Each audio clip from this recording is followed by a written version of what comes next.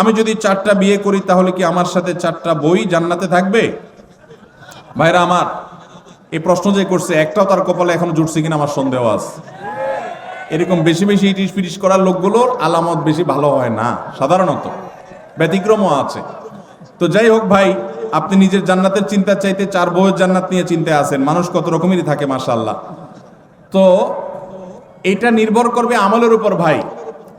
আপনার বউ 1 জন না 2 জন 3 জন না 4 জন, এটা ইস্যু না। ইস্যু হলো যে সবাইকে জান্নাতি বানাতে পারলেন কিনা, আপনি নিজে জান্নাতি হতে পারলেন কিনা। যদি সবাই জান্নাতি আমল করেন তাহলে সবাই জান্নাতে যাবেন। আল্লাহ না করুক যদি 2 জন জান্নাতি আমল করেন তাহলে 2 জন জান্নাতে যাবেন। যে জান্নাতি আমল করবে সেই জান্নাতি যাবেন। আপনি নেককার মানুষ ছিলেন, আপনার বউ 4টা হলো 4টাই একেবারে বাই ডিফল্ট ফ্যামিলি মেম্বার হিসাবে অটো পাস পেয়ে যাবে। দুনিয়াতে অটো পাস আছে, আল্লাহর কাছে অটো পাস বলতে কিচ্ছু। যার যার আমল করে তাকে পার হইতে, দুনিয়াতে মামু খালুগিরি চলে, আখিরাতে আল্লাহর কাছে চলবে। আপনার মামু আছে, নেতা আছে, গোতা আছে, দুনিয়াতে পার হইতে পারবেন, ওখানে এই সমস্ত ধানায় পানায় চলবে না। যার আমল ভালো হবে সে আল্লাহর কাছে জান্নাত পাবে। কি কি ধরনের গুনাহে লিপ্ত হলে আল্লাহ ওই ব্যক্তির দিকে মুখ ফিরিয়ে নেন, ওই ব্যক্তির দিক থেকে মুখ ফিরিয়ে নেন? ভাইরা আমার, নবী করিম সাল্লাল্লাহু আলাইহি ওয়াসাল্লাম একটি প্রসিদ্ধ হাদিস আছে, তিনি বলেছেন সালাসাতুন লা ইয়াকাল্লিমুহুমুল্লাহু ওয়া লা ইউযাক্কিহিম ওয়া লা ইয়ানজুরু ইলাইহিম ওয়া লাহুম আযাবুন আলীম। 3 শ্রেণী মানুষ আছে, তাদের জন্য 4টা শাস্তি হবে। কয়টা শাস্তি হবে? 4টা। কয় শ্রেণী মানুষের জন্য? 3 শ্রেণী মানুষের জন্য। নাম্বার 1, শাইখুন জানিন।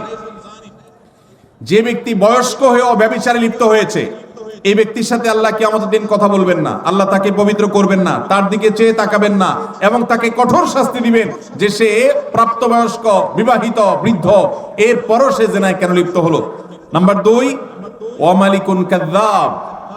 যেই রাজা, যেই শাসক প্রজাদের সাথে মিথ্যা কথা বলে, প্রতারণা করে, ডাহা ডাহা মিথ্যা কথা বলে, এরকম বাদশা, এরকম রাজা, এরকম শাসক, তাদেরকে নবী সাল্লাল্লাহু আলাইহি ওয়াসাল্লাম বলেছেন কিয়ামতের দিন আল্লাহ তাদের সাথে কথা বলবেন না, তাদের গুনাহগুলোকে মাফ করবেন না, পবিত্র করবেন না, এবং আল্লাহ তাদের দিকে তাকাবেন না, চেয়ে দেখবেন না, এবং তাদের জন্য কঠোর শাস্তি রয়েছে। আর 3 নম্বর হলো ওয়াইলুন মুস্তাকবির। যেই গরিব পরিবার, মানুষটা গরিব আবার অহংকার করে, তো এই ব্যক্তিকেও আল্লাহ রাব্বুল আলামিন কিয়ামতের ময়দানে এই শাস্তিগুলো দিবেন।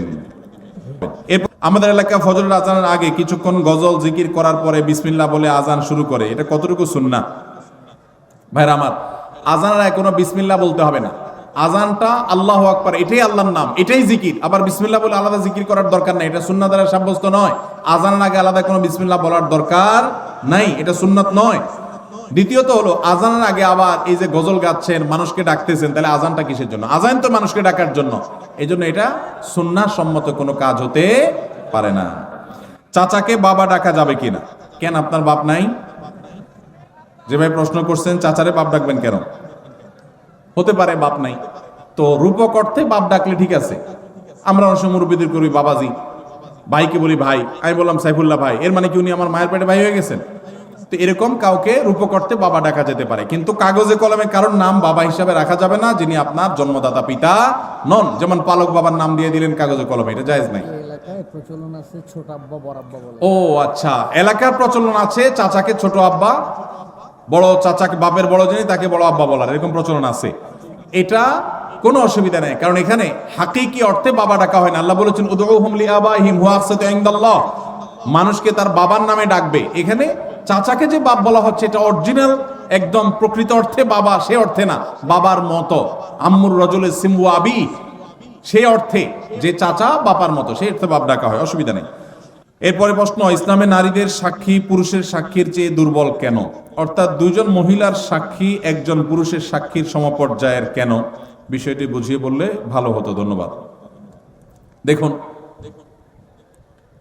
ইসলামে বিভিন্ন চুক্তি, লেনদেন, কায় কারবার, এগুলোর সাক্ষ্য দেওয়ার ক্ষেত্রে 2 জন নারীর সাক্ষ্যকে 1 জন পুরুষের সাক্ষর সমান ধরা হয়েছে।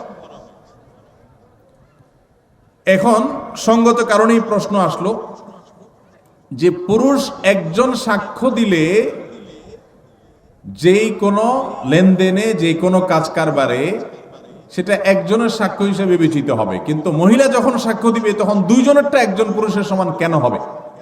মহিলা কি মানুষ না? কত মহিলা আছে পুরুষের চাইতে আমলের দিক থেকে আরো ভালো, আছে না নাই? অনেক পুরুষ আছেন যিনি পুরুষের চাইতে বেশি আল্লাহর প্রিয় বান্দা, তাহলে সেক্ষেত্রে সাক্ষ্য দেওয়ার ক্ষেত্রে নারীর অর্ধেক কেন? এর উত্তর হলো, ইমাম মুহাম্মদ রহমতুল্লাহ আলাই, ইমাম আজম আবু হানিফা রহমতুল্লাহ আলাইহির একজন ছাত্র, ইসলামের ইতিহাসের একজন বড় ইমাম, ইমাম মুহাম্মদ রহমতুল্লাহ আলাই, তিনি বলেছেন, যেহেতু সচরাচর চুক্তি, কাজ কারবার, বাহিরের লেনদেন এগুলোতে নারীরা উপস্থিত থাকে না, সচরাচর মেয়েদের উপস্থিতি সেসব জায়গায় থাকে না, একটা চুক্তি হচ্ছে, একটা লিখিত হচ্ছে, সেখানে মহিলাদের উপস্থিতি সাধারণত কম থাকে, পুরুষরাই থাকে। যেহেতু তাদের উপস্থিতিটা সচরাচর থাকে না, অতএব তাদের কেউ যদি সাক্ষ্য দেয় তাহলে ব্যাপারটা একটু স্ট্রং করার দরকার আছে, কারণ তার তো থাকার কথা না, কিভাবে সাক্ষ্য দিল? সেজন্য এটাকে স্ট্রং করবার জন্য আরেকজন নারীর সাক্ষ্য যখন দেয় তখন সেই স্ট্রংনেসটা চলে আসে। শুধুমাত্র ওই সাক্ষ্যটার মধ্যে স্ট্রংনেস আনার জন্য দুইজনকে সেখানে একজন পুরুষের সমান ধরা হয়েছে।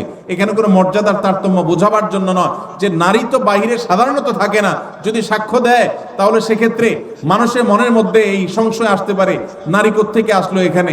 এই সংশয় দূর করবার জন্য আরেকজন নারী যখন সাক্ষ্য দেয় তখন আর সংশয় করবার কোনো সুযোগ থাকে না। তাহলে এখানে মর্যাদার কোনো পার্থক্যের জন্য এটি করা হয়নি, এটা আমি মুহাম্মদ রহমতুল্লাহ বলেছেন। আর অনেক ইমামগণ অনেক ব্যাখ্যা দিয়েছেন। সূরা বাকারার 256 নম্বর আয়াতে বলা হয়েছে, দিনের ব্যাপারে কোনো জবরদস্তি কিংবা বাধ্যবাধকতা নাই। তাহলে আমার প্রশ্ন, মেয়েদের পর্দা করাটা কি বাধ্যতামূলক? কারণ পর্দার কথা বললে অনেকে আয়াতের উদ্ধৃতি দেয়। ভাইরা আমার, আল্লাহ বলেছেন যে ইসলামে কোনো জবরদস্তি চলবে না, লা ইকরাহা ফিদ্দীন, ইসলামে কোনো বাধ্যবাধকতা চলবে না। এর মানে কি? এর মানে কাউকে জোর করে মুসলমান বানানো যাবে না। আপনি যখন ইসলামে ঢুকে গেছেন তখন তো আপনি আল্লাহর সমস্ত বিধিবিধান মেনে নিচ্ছেন মাথা পেতে, সেটা তো মানতে আপনি বাধ্য, আপনি নিজের উপর নিজে সেটা আবশ্যিক করে নিয়েছেন। হ্যাঁ, আপনাকে অন্য আরেক মুসলমান বাধ্য করবে না, কিন্তু আল্লাহই আপনাকে বাধ্য করেছেন, আপনি নিজে সেটাকে গ্রহণ করেছেন। সেজন্য কোন নারী যদি নিজেকে মুসলমান দাবি করেন তার জন্য পর্দা মেনে চলাটা সুন্নত না ফরজ? ফরজ। এরপরে প্রশ্ন হলো, ধার্মিক, পরেজগার, আল্লাহ ভীরু অর্থাৎ ভালো ইসলামিক জ্ঞান সম্পন্ন মেয়ে জীবন সঙ্গী হিসাবে পেতে চাইলে কি করা উচিত? ভাইরা আমার, যুবক যারা বিবাহ করেন নাই, দিনদার ভালো পাত্রীকে যদি জীবন সঙ্গী হিসাবে পাইতে চান তাহলে আপনার নিজেকে ভালো হইতে হবে। আপনি লাগাবেন তাল গাছ, আশা করবেন আম, সম্ভব? অনেক যুবক আছে নিজে সব 2 নম্বরই কাজ করে বেড়াবে, আর বিয়ের আগে মহিলা মাদ্রাসার প্রিন্সিপালের কাছে যায় কানে কানে বলে, হুজুর একটা ভালো মেয়ে দেখেন। আছে না নেই? তো এটা কোনো ভালো মুসলমানের আলামত না। আপনি নিজে ভালো হওয়ার চেষ্টা করেন, এটা হলো ভালো মেয়ে পাওয়ার সবচেয়ে বড় উপায়। নাম্বার 2, সূরা ফুরকান আয়াত নম্বর 74, রব্বানা হাব লানা মিন আজওয়াজিনা ওয়া যুররিয়াতিনা কুররাতা আয়ুন ওয়াজআলনা লিল মুত্তাকিনা ইমামা। বেশি বেশি পড়বেন, আল্লাহ নেককার জীবন সঙ্গী যেন পাই, এই দোয়া বেশি বেশি পড়বেন। সূরা ফুরকান আয়াত নম্বর কত? 74। আর নিজে ভালো আমল করবেন আর ভালো নেককারদের সাথে থাকবেন, ইনশাআল্লাহ দেখবেন আল্লাহ ভালো জীবন সঙ্গী দান করবেন। 2 বছর আগে একটি মেয়ের সাথে বিয়ের কথা হয়েছিল, এখন কোনো কারণ বশত হয় নাই, মাঝে কথা বন্ধ ছিল। 2 মাস আগে বাড়ির সব জানাই, আবার এখন ফ্যামিলি ভাবে কথা হয়, খোঁজ খবর নিয়ে আব্বা রাজি না এখন, কিন্তু মেয়ে নাকি আমাকে এখন খুব পছন্দ করে। আমি সব জায়গা থেকে ব্লগ দিয়েছি তাকে কষ্ট দেয়াতে এখন কোনো গুনাহ হবে কিনা আমার? ভাইরা আমার, যদি কোনো কারোর সাথে বিয়ের আলাপ সালাপ হয়, কোনো কারণে পারিবারিক ভাবে কোনো কারণে বিয়েটা আর হলো না, তাহলে তার সাথে পরবর্তীতে ইনবক্সে, মেসেঞ্জারে, হোয়াটসঅ্যাপে ইটিশ পিটিশ আলাপ করা যাবে না যাবে না? যদি করেন তাহলে সেটা হবে জেনা। সেটা হবে কি? জেনা। এখন যদি বলেন যে না, সে মেয়ে আমাকে ডিস্টার্ব করে, হাই হ্যালো জিজ্ঞাসা করে, আজেরা কথা জিজ্ঞাসা করে, তাহলে সোজা ব্লক মারবেন। সোজা কি মারবেন? আর এই ব্লক মারলে যদি মনে হয় যে না, তিনিও তো একজন মানুষ, তার মনে কষ্ট দিলে কি আল্লাহ খুশি হবে, তাহলে বুঝবেন যে সাক্ষাৎ শয়তান হাজির হয়ে গেছে। কি হাজির হয়ে গেছে? শয়তান হাজির হয়েছে। কারণ শয়তান আপনাকে মানবিক ভালো মানুষ বানানোর চেষ্টা করছে। আসলে এটা হলো নেক্সুরাতে ধোঁকা। আপনাকে আসলে শয়তান জেনার দিকে নিয়ে যেতে চায়। অন্যায় থেকে বাঁচার জন্য, হারাম থেকে বাঁচার জন্য যদি কাউকে আপনি ব্লক লিস্টে রাখেন, ইনশাআল্লাহ গুনাহ তো দূরের কথা, উল্টা সওয়াব হবে আল্লাহর কাছ থেকে। আল্লাহ আমাদেরকে তৌফিক দান করুন। আমার নাম আব্দুল্লাহ খান, আমি একজন মালয়েশিয়ান প্রবাসী। আমার প্রশ্ন হচ্ছে, আমি জানি রমজান মাসের শেষ 10 দিনে বেজোড় রাতের মধ্যে শবে কদর রাত, কিন্তু সৌদি আরবে একদিন আগে শবে কদর পালিত হয়, আমাদের বাংলাদেশে একদিন পরে শবে কদর পালিত হয়। পৃথিবীতে শবে কদর রাত কি 2 বার আসে বা হয়? ভাইরা আমার, অনেক কমন একটা প্রশ্ন। এই প্রশ্নের উত্তর হলো, আল্লাহ রাব্বুল আলামিন পৃথিবীর যে প্রান্তের মানুষের জন্য যখন বেজোড় রাত হবে তাদের জন্য তখন শবে কদর দিবেন। এটা অস্বাভাবিক নয় যে বাংলাদেশের মানুষ যে রাত শবে কদর করেছে, সৌদি আরবের মানুষ ভিন্ন রাত শবে কদর করেছে। কারণ আমাদের এখানে যখন এখন রাত চলছে, ঠিক এই টাইমে আমেরিকাতে ফকফকা দিনের আলো, ঠিক না ভাই? ঠিক। তাহলে আমাদের যদি এখন শবে কদর হয়, আমেরিকান মানুষদেরকে এখন শবে কদর হওয়ার সুযোগ আছে? শবে কদর মানে হলো কদরের রাত, তাদের তো রাতই না, এখন দিন। তাহলে বোঝা গেল লাইলাতুল কদর এক এক দেশে এক এক অঞ্চলে এক এক সময় হতে পারে। এখন আপনি প্রশ্ন করতে পারেন যে এক এক এলাকায় যদি এক এক সময় রাত হয়, লাইলাতুল কদর হয়, তো আল্লাহ তো লাইলাতুল কদরে দুনিয়ার আসমানে নেমে আসেন, তো এক এক অঞ্চলে এক এক সময় হলে আল্লাহ কখন কোথায় থাকেন? এর উত্তর হলো, আমরা মানুষ এক জায়গায় উপস্থিত হলে আরেক জায়গায় উপস্থিত থাকি না। আল্লাহকে আমরা আমাদের মতো বিবেচনা করি। আল্লাহ রাব্বুল আলামিন তিনি সবকিছু করতে পারেন। একই সময় কোথাও তিনি উপস্থিত, আবার কোথাও অনুপস্থিত। একই সময় কাউকে তিনি মৃত্যু দিচ্ছেন, আবার কোথাও কাউকে জীবন দিচ্ছেন। তার সাথে আমাদের সক্ষমতার কোনো তুলনা চলে না। তার জন্য কোনো অসম্ভব বলতে কোনো কিছুই নাই। সূর্য একসাথে বহু জায়গায় তার উপস্থিতি জানান দিতে পারে, কিন্তু আমরা এক জায়গায় গেলে আরেক জায়গায় যাইতে পারি না। বিধায় এখানে পার্থক্য আছে। সরকারি জায়গায় মসজিদ করলে জুমার নামাজ হবে কিনা? সরকারি জায়গায় যদি মসজিদ করেন, জুমার নামাজ হবে কিনা? উত্তর হলো, জুমার নামাজ তো হয়ে যাবে, কিন্তু সরকারি জায়গা মসজিদ বানাবার জন্য আপনি অবশ্যই যথাযথ কর্তৃপক্ষের অনুমতি নেবেন, নিয়মতান্ত্রিকভাবে মসজিদ করবেন। মসজিদ আল্লাহর ঘর, সেটা এই জন্য যেখানে সেখানে করবেন। সরকারি জায়গা পাইলেন আর মসজিদ একটা বানায় দিলেন, আদৌ দরকার আছে কিনা সেটার কোনো বিবেচনা নাই, এটা করা উচিত না। তবে এটা ঠিক, মুসলিম প্রধান দেশে মুসলমানদের নামাজ পড়ার জন্য একটা সরকারি বিরাট বড় এরিয়া আছে, সেখানে অনেক মুসলমান বসবাস করে, সেখানে নামাজ পড়ার জায়গা করে দেওয়া সেখানকার কর্তব্য ব্যক্তিদের কর্তব্য, তাদের কাছে সেটা আদায় করতে হবে। কিন্তু তাই বলে আপনি চাইলেন আর খেয়াল খুশি মতো যেখানে সেখানে মসজিদ করে নিলেন, এটা করা যাবে না।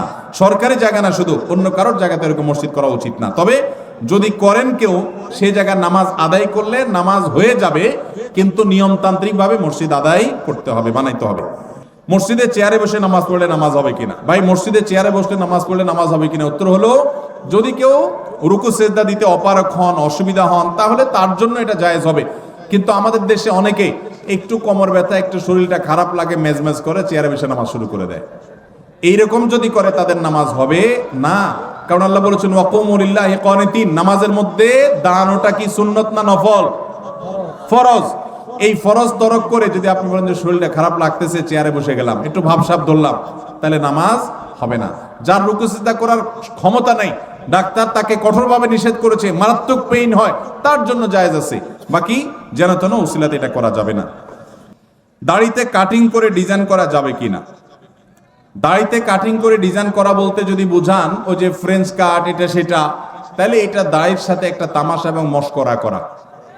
নবী করিম সাল্লাল্লাহু আলাইহি সাল্লাম বলেছেন, আফুল্লুহা, তোমরা দাড়িকে লম্বা করো, আর খুল্লুহা, দাড়িকে ছেড়ে দাও। পরিষ্কার নির্দেশ নবীজির।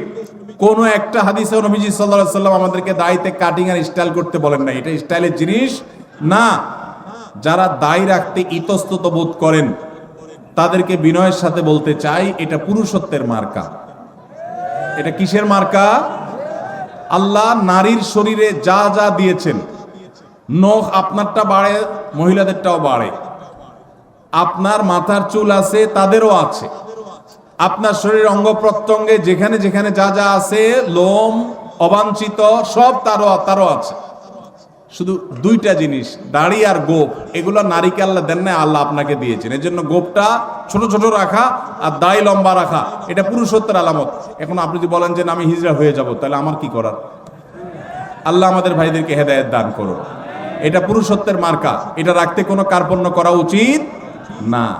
আমরা অনেকে জাতে ওঠার জন্য দাড়ি রাখতে চাই না। তবে দাড়ি যদি কেউ আমাদের কোনো ভাই কেটে ছোট রাখে, আমরা তাকে অ্যাপ্রিসিয়েট করি, আলহামদুলিল্লাহ আমার ভাই শুরুটা করে দিয়েছে, আল্লাহ তার দাড়িটাকে বড় করার তৌফিক দিবে ইনশাআল্লাহ। মোহতারাম, বয়স 22, অনার্স দ্বিতীয় বর্ষের ছাত্র, পড়ালেখার পাশাপাশি জব করে নিজের খরচ চালাতে পারি। একটা মেয়েকে পছন্দ করি, তাকে বিয়ে করতে চাই, কিন্তু বাবা মাকে অনেক বললেও রাজি হয় না।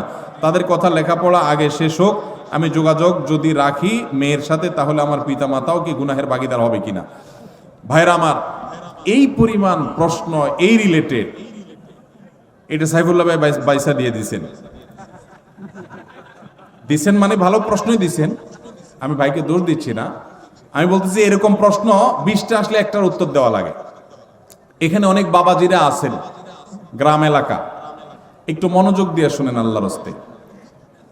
এই যুগে বহু মুরব্বীরা, বহু বাবাজিরা, বহু চাচিরা তাহাজ্জুদ পড়তে পড়তে কপালে দাগ ফেলে দেওয়ার পরও শুধু জাহান্নামে যাবে ছেলেকে সময় মতো বিয়ে না করার কারণে। আল্লাহ তাআলা কোরআনে কারিমে বলেছেন, ওয়াআনকিহুল আয়ামা মিনকুম ওয়াস-সালিহিনা মিন ইবাদিকুম ওয়া ইমামিকুম ইয়াকুম ফুকারা ইউগনিহিমুল্লাহু মিন ফাদলিহি। ভালো করে শুনে রাখেন আয়াতটা। আল্লাহ বলেছেন, তোমরা তোমাদের অধীনস্থদেরকে বিবাহ শাদী দাও, উপযুক্ত হওয়ার পর তাদেরকে বিবাহ শাদী করাও। এই আয়াতের শেষাংশটা দেখেন কত ইন্টারেস্টিং। আল্লাহ বলেছেন, ইয়াকুনু ফুকারা, তারা যদি গরিব হয়, অভাবীও হয়, ইউগনিহিমুল্লাহু মিন ফাদলি, তুমি বিয়ে করাও, আল্লাহ তাআলা তাদের অভাব দূর করে দিবেন। এরপরও যদি বাপমারা, চাচা চাচিরা, আপনারা যদি ছেলে মেয়েদেরকে হাইকোর্ট দেখান সকাল বিকাল, যদি বলেন যে পায়ের উপরে দাঁড়াও, নিজের পায়ের উপরে দাঁড়াও, ছেলে কি আরেকজনের পায়ে দাঁড়া রয়েছে নাকি? তার নিজের পায়ে দাঁড়ায় আছে সে। ঠিক ঠিক করা পাবলিক ভাইরা, আপনাদেরও ওয়াজ আছে। শুধু ঠিক ঠিক মাহফিলে এসে চিল্লালে হবে না, মাঠে ময়দানে কাজ করতে হবে। কাজের বেলায় ঠন ঠন শুধুমাত্র চিরকুট দেখাই দিবেন, আর বাপরে আমি ফুসলা ফাসলা বিয়ে করে দিব আপনারে। এত সহজ মনে করছেন কেন? বাবাদের কথা তাদের জন্য প্রযোজ্য। বাবাদের মায়েদের বিয়ে দেয়াতে কার্পণ্য করা উচিত না। ছেলে যদি ডাল ভাত জোগাড় করার মতো ব্যবস্থা থাকে, তাহলে দেরি করবেন না। অনেক মা বাবা আছেন এ ব্যাপারে কার্পণ্য করেন। কত জেনা ব্যভিচার হচ্ছে। এই যুবক যে প্রশ্ন করেছেন খুবই প্রাসঙ্গিক, তিনি যেটা জানতে চেয়েছেন। হ্যাঁ, তিনি তো জব করে ফ্যামিলি চালাইতে পারেন। এই দেখেন, চালাইতে পারার পরও বাপ মা বিয়ে দেন না কেন? কারণ এখনো গাড়ি হয় নাই, এখনো বাড়ি হয় নাই, এখনো দোতলা হয় নাই, এখনো তিনতলা হয় নাই, এখনো হান হয় নাই, এখনো তান হয় নাই, এখনো সরকারি চাকরি হয় নাই। এগুলো সব ছোট লোকই চিন্তা। মুরব্বীদের বলতেছি, বাবাজিরা, দুনিয়ার খোঁজ খবর তো রাখেন না। দুনিয়া এখন ফেসবুকে চলে, ইউটিউবে চলে। আপনাদের আমলে এসব ছিল না। আপনার বাপে যদি আপনারে 25 বছর বয়সে বিয়ে করায় থাকে, আপনার ছেলেকে আপনার 20 বছরে বিয়ে করানো জরুরি। কারণ আপনার আমলে এত ফিতনা ছিল না, এখন যত ফিতনা আসছে। যুবকদের চরিত্র যে ধ্বংস হয়ে যাচ্ছে। যুবক যে প্রশ্ন করেছেন খুবই প্রাসঙ্গিক প্রশ্ন। কোন যুবক, কোন যুবতী বাপমার ঢিলামির জন্য যদি দেরি করে বিয়ে করায়, তাহলে এই যুবক যত পাপ কাজে লিপ্ত হবে, এই যুবক নিজেও অপরাধী হবে, তার বাপমাও অপরাধী হবে। আল্লাহ আমাদের মুরব্বীদের হেদায়েত দান করুন। ভাইরা আমার, আমি এর আগে বিভিন্ন জায়গায় বলেছি, আল্লাহ তাআলা আমাকে এই বয়সে নানা বানিয়েছেন, আলহামদুলিল্লাহ। আমি কমপ্লিট নানা হয়ে গেছি, আলহামদুলিল্লাহ। খুব শীঘ্রই আল্লাহ চাহেন তো দাদাও হয়ে যাবো ইনশাআল্লাহ। আমার বয়স কত? খুব বেশি। আমি নানা হয়ে গেছি, আলহামদুলিল্লাহ। আমার জগতের কাজ গোছানো শেষ। অনেকে আছে 50-55 বছর বয়স, পোলার বয়স 3-4 বছর নিয়ে ঘুরে। কেন? কারণ বিয়ে করছে আদা বুড়া হওয়ার পর। আমরা সময় মতো বিয়ে করেছি, সব গোছগাছ করা কমপ্লিট, এরে বলে বাপের বেটা।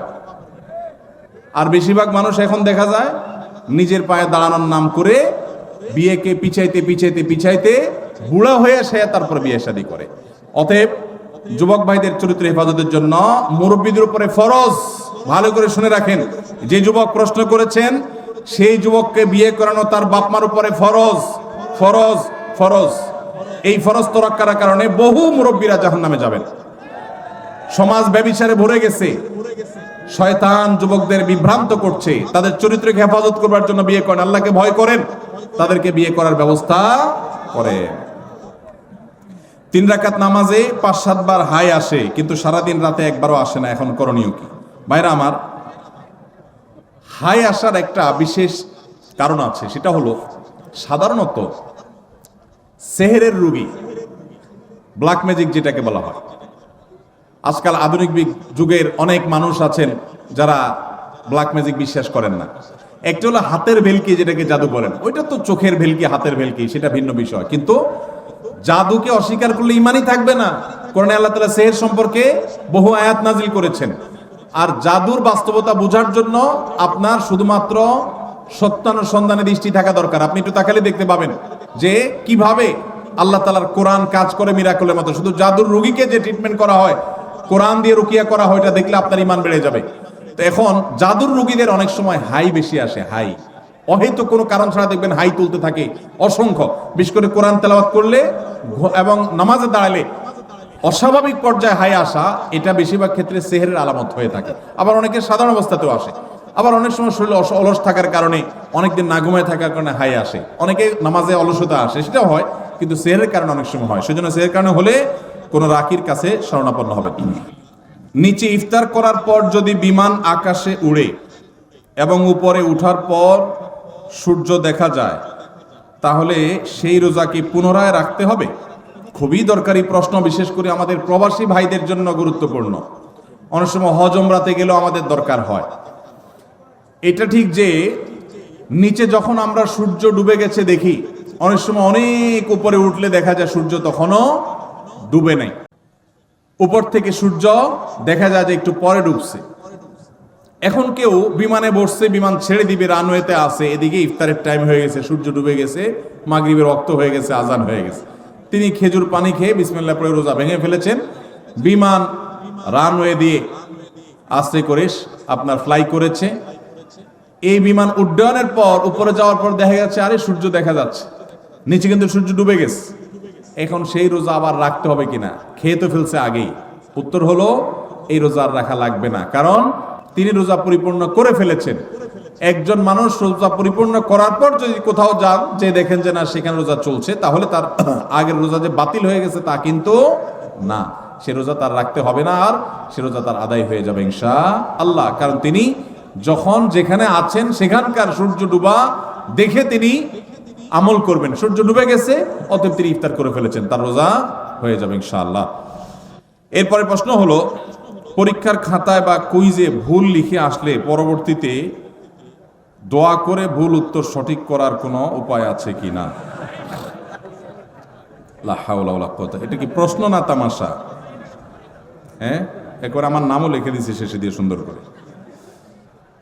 ভাই, এই প্রশ্ন আমার ফাঁকিবাজ ছাত্র ভাইয়ের প্রশ্ন। আপনাদেরকে একটা মার্কা দেই, মার্কা একটা আলামত দেই, ফাঁকিবাজ ছাত্র বোঝার একটা আলামত। হুজুরদের কাছে যেসব ছাত্র প্রশ্ন দিবে, হুজুর কোন আমল করলে পরীক্ষার খাতা একেবারে ফরফরায় লিখতে পারবো, সহজে লিখতে পারবো, একটু কলম পড়া দেন হুজুর, ফু দিলে জানে কলমে একেবারে গুলির মতো চলতে থাকে। এগুলো বেশিরভাগই ফাঁকিবাজ ছাত্রদের আলামত। ভালো ছাত্র যারা, তারা পড়ালেখা করে ঠিকঠাক মতো, আবার আল্লাহর কাছে দোয়া করে যায় পরীক্ষা দেয়, শেষ। আর ফাঁকিবাজ যারা, সে তো জানে পড়ালেখা করে নাই, টোটো করে ঘুরে বেড়াইছে, এই জন্য হুজুরের কাছ থেকে কলম পড়া, এটা সেটা দুনিয়ার ডানে বামে বিভিন্ন পথে যায়। এই জন্য পরীক্ষা ভালো হওয়ার আমল কি যদি বলেন, আমি বলবো পরীক্ষা ভালো হওয়ার আমল হলো পড়ালেখা বেশি করে করা, সুন্দর করে করা, ভালো করে করা। এটা হলো পরীক্ষা ভালো হওয়ার আমল। ফাঁকি ঝুঁকি করবেন আর একটা দোয়া পড়লে সব ফাঁকি ঝুঁকি বাদ হইয়া পরীক্ষার খাতা সব লিখতে পারবেন আর সব পানির মতো সহজ প্রশ্ন চলে আসবে, এরকম কোনো আমলের কথা আমার জানা নাই। ইসলাম অলসদের জন্য না, ইসলাম পরিশ্রমীদের জন্য। নবীজি আল্লাহর কাছে পানা চাইতেন, আল্লাহুম্মা ইন্নী আউযু বিকা মিনাল আজজি ওয়াল কাসাল, আল্লাহ আপনার কাছে আমি অলসতা থেকে পানা চাই। আপনি অলস থাকবেন আর বলবেন আমি শুয়ে থাকবো, আল্লাহ আমার মুখে খাবার পাঠায় দেখ, এরকম কোনো আমল আমার জানা নাই। অতএব ভালো করে পড়ালেখা করবেন তো ইনশাআল্লাহ ছাত্র ভাইরা, মনোযোগ দিয়ে পড়াশোনা করবেন এবং আল্লাহর কাছে দোয়া করবেন, আল্লাহ ইনশাআল্লাহ সাকসেস করবেন। আসুন্নাহ ফাউন্ডেশন যে এত বড় বড় সেবার কাজ পরিচালনা করে, এত টাকা কোথায় পান? ভাইরা আমার, আসুন্নাহ ফাউন্ডেশনের অনেক কার্যক্রম আপনারা দেখেন অনলাইনে, অফলাইনে, বিভিন্নভাবে। মূলত একটা প্রজেক্ট বাস্তবায়ন করতে আমরা যে পরিমাণ টাকা খরচ করি, অনেকে মনে করেন এর চাইতে অনেক বেশি টাকা লাগে। আমাদের দেশে রাষ্ট্রের সম্পদ যদি অপচয় তসরুফ না হতো, তাহলে এই দেশ শুধু রাষ্ট্রের যে সম্পদ খরচ করা হয় ওইটা দিয়েই রাষ্ট্রশূন্য হয়ে যেত, খুব বেশি কিছু লাগতো না। শুধু দুর্নীতি বন্ধ করলে, অপশাসন বন্ধ করা গেলে, অপচয় বন্ধ করা গেলে, রাষ্ট্রের টাকাকে যদি আমানত মনে করে কর্তা ব্যক্তিরা প্রতিটা টাকা চিবিয়ে রস কবি যেরকম বের করে নিজের পকেটের টাকাটার, ওইরকম রাষ্ট্রের টাকাটা যদি আমানত মনে করে খরচ করত, তাহলে যে পরিমাণ টাকা রাষ্ট্র খরচ করে তাতে রাষ্ট্রের আসলে তেমন কোনো সংকট থাকার কথা না। আমরা ক্ষুদ্র সেবামূলক কাজ করে আমরা দেখেছি যে একটা প্রজেক্টে 20-50 লাখ টাকা দিয়ে কত যে কাজ করা যায়, কত যে পরিবারকে স্থায়ীভাবে তাদের দারিদ্র্য বিমোচন করা যায়, অথচ শত শত হাজার কোটি টাকা চলে যায় আমাদের ছোটখাটো প্রজেক্টে। তো সেইগুলা যদি আমরা রোধ করতে পারতাম তাহলে আসলে টাকা অনেক বেশি লাগতো না। আসন্না ফাউন্ডেশন যে শত শত কোটি টাকা নিয়ে বসে আছে আর খরচ করে, আসলে তা কিন্তু না। মূলত প্রথমত আল্লাহর বরকত, দ্বিতীয়ত হলো আমাদের একটা দীপ্ত শপথ আছে, সেটা হলো নিজের পকেটের টাকা খরচ করতে এত চিন্তা করব না, মানুষের দানের টাকা খরচ করতে যতবার চিন্তা করব। এবং আল্লাহর ফজলে সেজন্য আল্লাহ তাআলা বরকত দেন। এবং সেই সাথে যেই টাকা আসে তার সবই হলো আপামর সাধারণ মানুষের টাকা, একেবারে মাছ পিপল, একেবারে সাধারণ মানুষের যে টাকা, সেটা দিয়ে আসন্না ফাউন্ডেশন চলে আলহামদুলিল্লাহ। আপনারা যারা যুবকরা আছেন, এলাকায় সেবামূলক কাজ করতে চান, অনেকে চান কি চান না আপনারা অনেকে হয়তো বলবেন, ভাই আপনার ফাউন্ডেশন থেকে কিছু আমাদেরকে শীতবস্ত্র পাঠিয়ে দেন, কিছু টাকা পয়সা দেন, কিছু আমাদের ত্রাণ দেন, আমরা এলাকায় কাজ করি। যুবকদেরকে বলতে চাই, আপনারা যদি এলাকায় সেবামূলক কাজ করতে চান, আপনার এলাকায় সেই সব সেবার কাজ শুরু করে দেন যেগুলোতে টাকার দরকার হয় না। এরকম কাজ আছে না নাই? আপনার এলাকাতে একটা রাস্তা ভাঙা, আপনারা 4-5 যুবক মিলে সেই রাস্তাটা, ভাঙা রাস্তাটা মেরামত করে দেন শারীরিক পরিশ্রম করে। সম্ভব কি সম্ভব না? আপনি যখন এই কাজটা করবেন, আল্লাহ আপনাকে ইচ্ছে বেশি কাজ করার তৌফিক দান করবেন।